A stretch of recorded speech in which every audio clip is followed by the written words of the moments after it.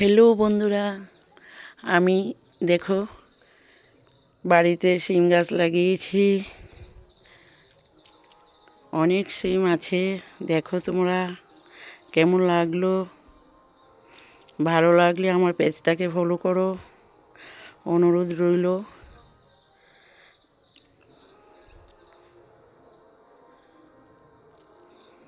এখানেও আছে সিম গাছ। আমার বাগান নেই, আমি বাড়িতেই করেছি। এরকম বাড়িতেও করা যায়, সেটাই তোমাদের সঙ্গে শেয়ার করছি। এখানে ধনেপাতা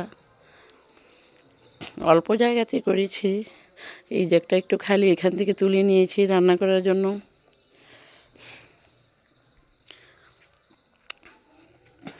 তারপর এইরকম প্লাস্টিকের গামলাতেও করা যায়, এটা ব্যবহারের অযোগ্য, তাই এটাতেও আমি লাগিয়েছি কিছু। এখান থেকেও নিয়ে রান্না করা হয়েছে। এরকম প্লাস্টিকের বালতিতেও পালং শাক আমি 3-4টে বালতিতে করেছি।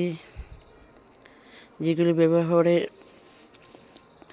ব্যবহারের অযোগ্য হয়ে যায়, সেটাতেও তোমরা করতে পারো, সেটাই শেয়ার করছি।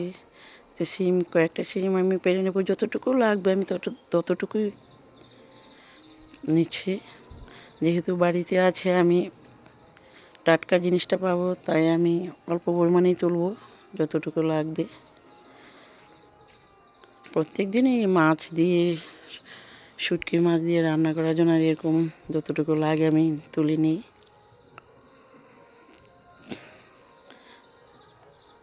আজকে ট্যাংরা মাছ দিয়ে সিমটা দিয়ে রান্না করবো। এখানে পালং শাক তুলে নিচ্ছি। আমি পালং শাকটা পুরো তুলবো না, কেটে নেব, তাহলে আবার পালং শাক এই গুঁড়াটা থাকবে, তো এখান থেকে আবার পালং শাকটা আবার হবে। দেখো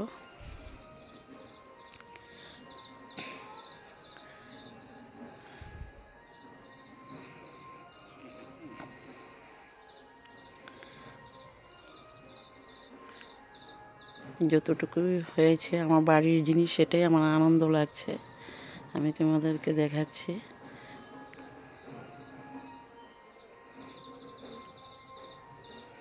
চাইলে তোমরাও এরকম বাড়িতে করতে পারো।